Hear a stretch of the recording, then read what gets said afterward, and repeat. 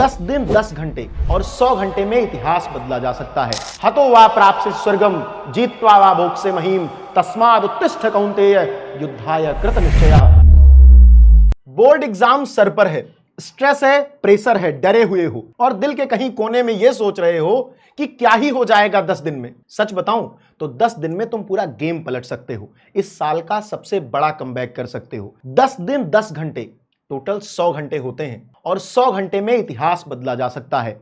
आज यही बात करने आया हूं। कोई मोटिवेशनल क्लास नहीं है ये, और ना ही ये मैं तुमसे कहने आया हूं कि जीरो से शुरू करो, क्योंकि जीरो से शुरू करने का समय जा चुका है। आज डिसाइड करेंगे कि डे 1 से डे 10 तक कैसे अपने आप को परफेक्ट बनाएंगे। पूरा प्लान दूंगा तुम्हें, ये मास्टर प्लान जो तुम्हारे इस बोर्ड एग्जाम को क्रैक करने का और तुम्हारे मार्कशीट में 97-95% लिखने का काम करेगा। भरोसा नहीं हो रहा है? खुद पर भरोसा करना सीख लो, क्योंकि मुझे तुम पर भरोसा है और मैं तुमसे ये करवा लूंगा। शुरू करते हैं पहले दिन से। क्या करोगे पहले दिन? डे 1 और डे 2 में क्या करना है? फाउंडेशन बिल्ड करना है। तुमने बहुत पढ़ाई करी है साल भर, किताब तो देखी ही है ना, तो हम तुम्हारी किताब को, तुम्हारे सिलेबस को 3 पार्ट्स में डिवाइड कर लेते हैं। कौन कौन से पार्ट्स में? सबसे पहले हम 3 पार्ट्स में डिवाइड करेंगे सारे चैप्टर्स को। कुछ पार्ट्स वो होंगे जो आते हैं तुमको, कुछ चैप्टर्स ऐसे होंगे जो बिल्कुल अच्छे से तैयार हैं, कुछ ऐसे होंगे जो थोड़े थोड़े आते होंगे, और कुछ ऐसे भी होंगे जिनको तुमने बिल्कुल नहीं पढ़ा होगा। जिनको नहीं पढ़ा है बिल्कुल भी, उनको हटा दो।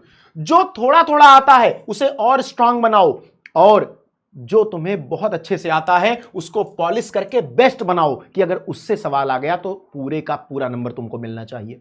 तो हमने 3 पार्ट में सिलेबस को डिवाइड किया, एक जो अच्छे से आता है, एक जो थोड़ा कम आता है, एक जो बिल्कुल नहीं आता है। बिल्कुल नहीं आता है वाले को किनारे करो, जो थोड़ा कम आता है उसको स्ट्रांग करो, जो बहुत अच्छे से आता है उसको पॉलिश करो, आंसर राइटिंग करो, रिवीजन करो, बेस्ट बनाओ। 2 दिन में ये फाउंडेशन तैयार करनी है। उसके बाद हम आ जाएंगे डे 3 से डे 5 के बीच में, जहां पर हम अपने पढ़े हुए को हाई स्कोर जोन में लेके जाएंगे, यानी उससे हम ज्यादा से ज्यादा नंबर कैसे ला पाएं। तुमको 80-20 का रूल पता है? सबको पता होता है 80-20 का रूल, कि तुम्हारे पेपर में 80% क्वेश्चन तुम्हारे 20% सिलेबस से आता है। और 20% सिलेबस कैसे पता चलेगा? PYQ सॉल्व करके। तो अब हम 80% की तरफ बढ़ेंगे, यानी PYQ सॉल्व करने की तरफ जाएंगे। आपको डे 3 से डे 5 के बीच में क्या क्या करना है, ध्यान से सुनना, एक भी दिन मिस मत करना बेटा। ये 10 दिन और 10 घंटे तुम्हारी किस्मत बदलने वाले हैं, तुम्हारा सबसे बड़ा कमबैक होने वाला है। आप अपने इतिहास को, अपने भूगोल को, अपने भविष्य को बदलने वाले हो, ठीक है? तो बहुत फोकस करके देखना। जो रिपीटेड टॉपिक्स हैं उनकी डेफिनेशंस, उनके डायग्राम्स, न्यूमेरिकल और शॉर्ट आंसर्स बहुत अच्छे से तैयार होने चाहिए। PYQs के अनसॉल्व पेपर उठाओ, इस चैनल पर भी सॉल्व करवाया जा चुका है हर चैप्टर का, उठाओ और पढ़ो। डेफिनेशंस याद करो, रिपीटेड टॉपिक्स के जितने भी डेफिनेशंस हैं, जितने भी डायग्राम्स हैं, न्यूमेरिकल्स हैं, शॉर्ट आंसर हैं, सब तैयार कर लो। अच्छा, स्ट्रेटजी क्या हो? लॉन्ग आंसर, पॉइंट और हेडिंग्स उनके याद करो। जो लॉन्ग आंसर्स हैं, बहुत बड़े आंसर्स हैं, वो पूरे तो याद होंगे नहीं, उनको पॉइंटर्स में याद करो, उनकी हेडिंग्स याद करो कि एग्जाम टाइम पे रिकॉल कर पाओ। उसके बाद डायग्राम रोज बनाओ, दिन का 15 मिनट डिसाइड कर लो, ठीक है? जिसमें पूरी किताब के, जैसे जो बायोलॉजी वाले बच्चे हैं, या जो फिजिक्स वाले बच्चे हैं, या जो केमिस्ट्री वाले बच्चे हैं, आपको अगर डायग्राम बनाना पड़ता है तो डायग्राम हर दिन उन 15 मिनट बनाओ, सारे डायग्राम फिक्स कर लो। डे 3 पर सारे डायग्राम फिक्स कर लो, डे 3, डे 4, डे 5 डायग्राम की प्रैक्टिस 3 दिन करो, ठीक है? फॉर्मूला नहीं याद होता, मुझे भी नहीं याद होता था, मैंने दीवार पर चिपकाया। मैं आपको एक फोटो दिखा दूंगा, अपनी यहां पर लगा दूंगा, आपको पता चलेगा कि मैंने दीवार पर कैसे छोटे छोटे स्टिकर्स में सारे फॉर्मूले लिखे थे। आपको भी ऐसे ही लिख लेना है, पूरी दीवार कमरे की भर लो यार। हर दिन याद दिलाओ कि ये तुम्हारा ग्रेटेस्ट कमबैक होने वाला है और तुम 97%, 95% की तरफ आगे बढ़ रहे हो। इस बात का ध्यान रखना, ये मजाक नहीं है। अगर रिजल्ट वाले दिन तुम्हारे किसी दोस्त या रिश्तेदार के मार्कशीट पर 97% लिखा हुआ मिला और तुम्हारे रिजल्ट पर 70% रहा, तो सोचो क्या होगा। मैटर करता है यार, मैटर करता है। सोसाइटी में अब रिजल्ट मैटर करता है। वो जमाना गया जब 45% वाले को भी सम्मान मिलता था। रिजल्ट मैटर करता है, तुम्हारे माँ बाप की खुशी मैटर करती है, तुम्हारे सपने मैटर करते हैं, और अगर तुम उनके लिए नहीं लड़ सकते हो तो फिर रहने दो। अगर तुम अपने परिवार की किस्मत बदल नहीं सकते हो तो मत कदम बढ़ाना, 33% आ जाएगा तुम्हारा।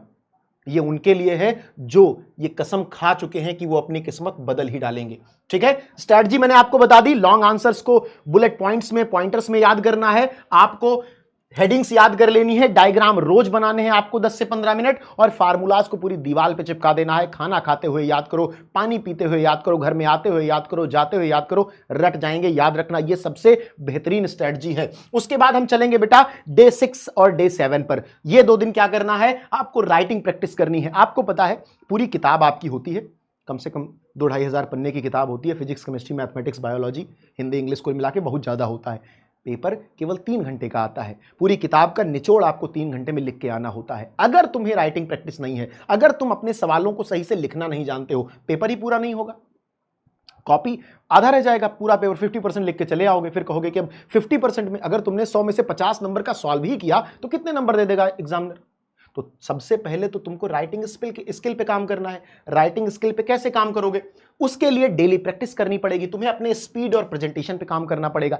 तेज भी लिखना है, सुंदर भी लिखना है। राइटिंग पर आज भी नंबर कटते हैं यार, हम जानते हैं, तुम जानते हो। इंसान ही तो है जो कॉपी चेक कर रहा है, कोई रोबोट तो है नहीं। और उसको भाई राइटिंग अच्छी लगेगी तो ज्यादा नंबर देगा, खराब लगेगी तो कम नंबर देगा। ये तो मेंटालिटी होती है, इसमें तो कोई चेंज हो नहीं सकता। तो क्यों ना सुधार लें। ठीक है, डेली क्या करना है बेटा, 2 लॉन्ग आंसर लिखना है और 5 शॉर्ट आंसर लिखने हैं। 2 लॉन्ग आंसर, 5 शॉर्ट आंसर, किसी भी सब्जेक्ट के मैटर नहीं करता, कॉपी पे लिखे जाने चाहिए। 2 लॉन्ग, 5 शॉर्ट।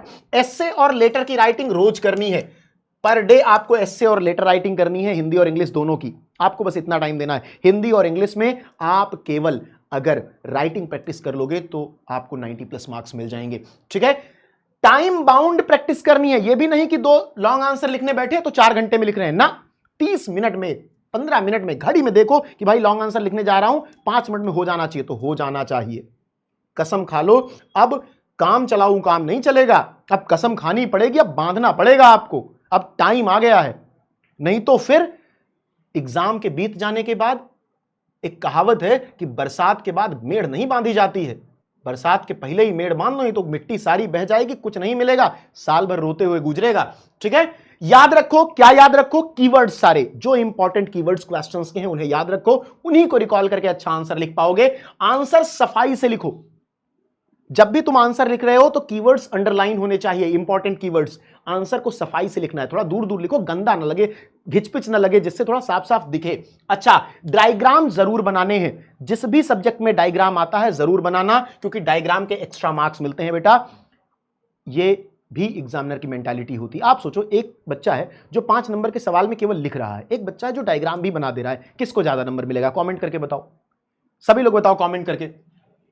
अच्छा, अब हम आ जाते हैं अपने डे 8 पर। डे 8 पर क्या करना है, सभी लोग मुझे कमेंट सेक्शन में बताओ कि yes sir I am ready. लिखो कमेंट सेक्शन में, लिखो कि कितने % लाना चाहते हो, और नहीं मन है तुम्हारा लाने का तो जाओ, ये वीडियो तुम्हारे लिए नहीं है, ये उनके लिए है जो ये ठान के बैठे हैं कि कुछ भी हो जाएगा। बीत गई पिछली बातें यार, खराब हो गया साल, नहीं पढ़ पाए, अब पढ़ेंगे और दिखा देंगे कि हां हम कर सकते हैं, और मुझे भरोसा है तुम कर सकते हो। तो लिखो कमेंट सेक्शन में कितने % लाना चाहते हो। मॉक डे, तुम्हारा मॉक टेस्ट डे है, 8वां दिन तुम्हारा मॉक टेस्ट डे है, यहीं से तुम्हारा गेम चेंजर डे शुरू होगा। अब जब तुम बैठोगे ना, क्योंकि तुम पिछले 7 दिनों में फाउंडेशन बिल्ड कर चुके हो, अब क्रिस्टल क्लियर है चीजें दिमाग में, अब क्लियर है विजन कि भाई करना क्या है, आंसर लिखना आ गया है, डायग्राम पता चल गया है, तुम्हारे फॉर्मूलाज याद है तुमको, राइटिंग प्रैक्टिस तुमने कर ली है, तुमने जो सब चैप्टर आता था उसको अच्छे से पॉलिश कर लिया है, जो नहीं आता था, थोड़ा कम आता था, उसे स्ट्रांग कर लिया है, जो नहीं आता था उसे छोड़ दिया है। अब तुम सबसे ज्यादा तैयार हो अपने लाइफ के गेम को चेंज करने के लिए। गोल क्या है? सबसे पहला, एग्जाम से पहले एग्जाम देना है, प्रिपरेशन से पहले प्रिपरेशन करनी है। कितना अच्छा है कि तुम एग्जाम से पहले एग्जाम दोगे।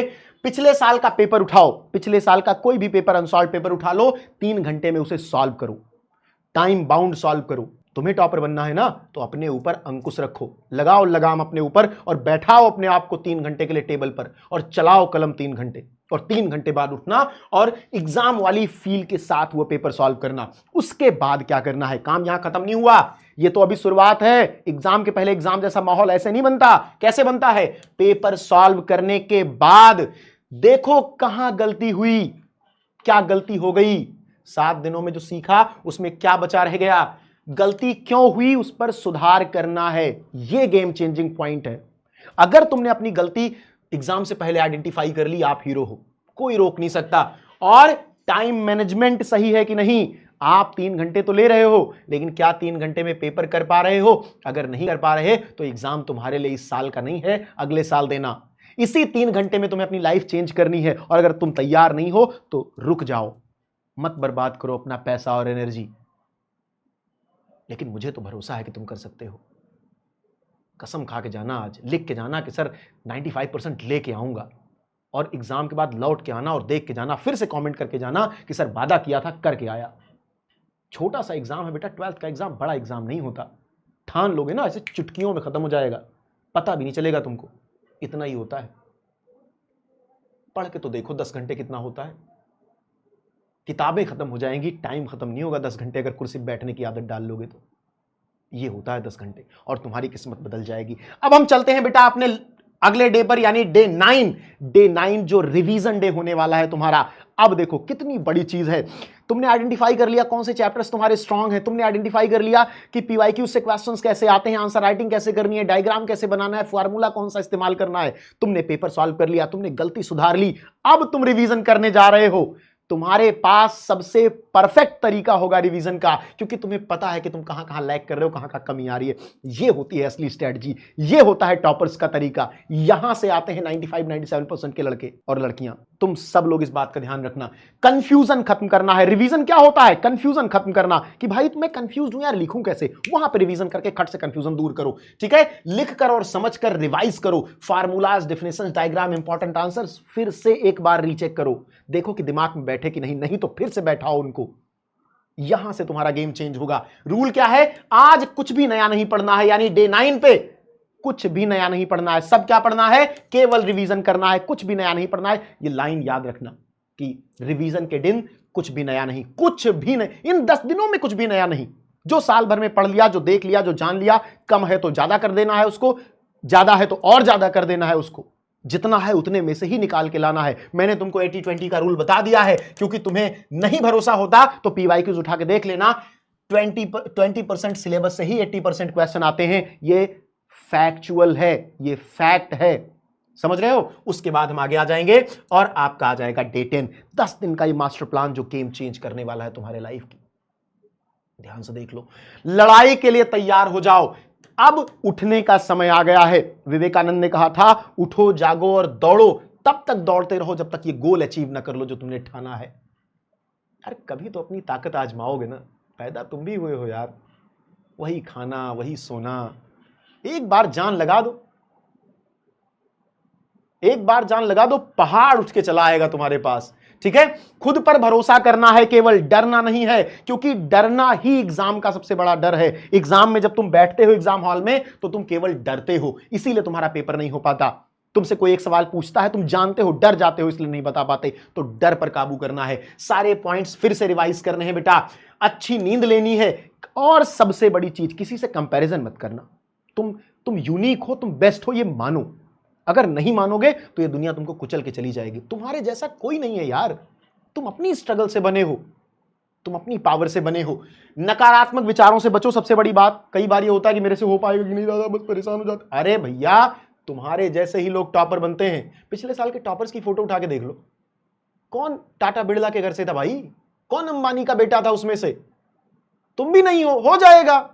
मैंने किया है, सारे टीचर्स ने तुम्हारे किया है, सब टॉपर्स थे, तुम भी टॉपर बनोगे। तुम्हारा हक है ये, तुम मेहनत कर रहे हो उसके लिए, ठीक है। और सिर्फ एक रूल है कि डरना बंद करो, दैट्स इट। तुम सब पढ़ चुके हो, तैयारी कर चुके हो, you are ready to conquer this exam, समझ रहे हो।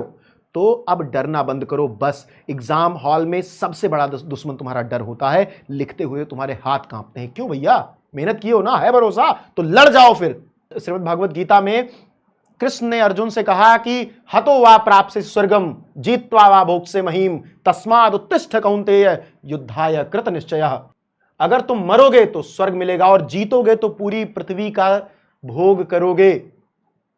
अब सोचने का समय नहीं है कि लड़े कि न लड़े। अब तो लड़ाई के बीच में खड़े हो, तलवार चलाओ।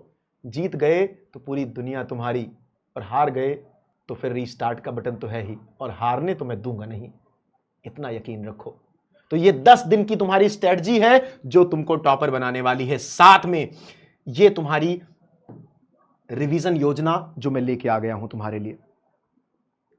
18 फरवरी को तुम्हारा पेपर है, 13 फरवरी को तुम्हारी 12 घंटे की क्लास, 15, 16, 17 ये 3 दिन। तुम देखो कैसे किस्मत बदलता हूं तुम्हारी। यकीन नहीं होगा तुमको कि तुम 0 पर खड़े थे और कैसे मैंने तुमको 100 पे पहुंचा दिया। तो बेटा तैयार हो जाओ, बेस्ट ऑफ लक है तुमको। तुम ही हो जो कर सकते हो, तुम ही हो जिसके लिए युद्ध का मैदान सजाया जा रहा है, और मैं इस युद्ध के मैदान का कृष्ण हूं। फील्डिंग सेट है, जीत तुम्हारी ही होगी। मिलते हैं।